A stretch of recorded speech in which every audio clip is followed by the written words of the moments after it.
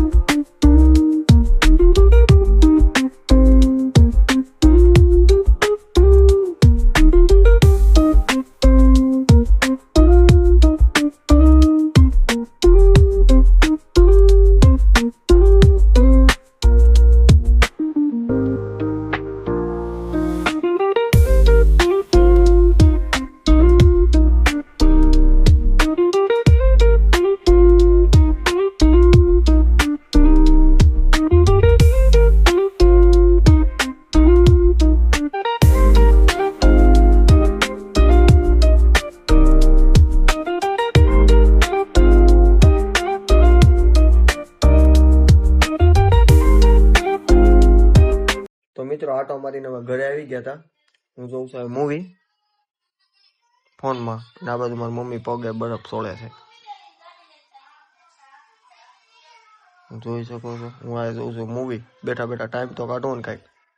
તો આગળનો બ્લોગ જતીનભાઈ આપણો કન્ટિન્યુ કરશે. હું તો ક્યાંય બહાર જઈએ કામ બનતું, એ ભાઈ જો કરશે આપણે સપોર્ટ કરે છે બહુ.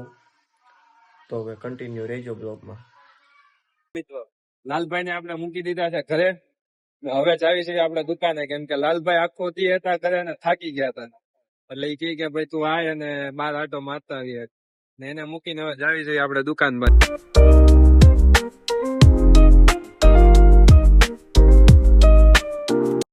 તો મિત્રો, આપણે દુકાને તો આવી ગયા હતા અને આપણને મળી ગયા યુગભાઈ અને ધર્મેશભાઈ. હેલો ગાઈસ, આજ નથી આવ્યા વ્લોગમાં, તમે ક્યાં આજે?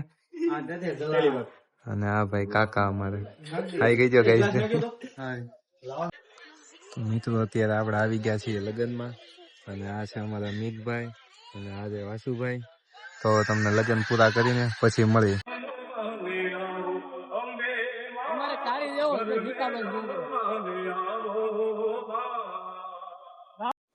यही नहीं, अभी और सुनिए.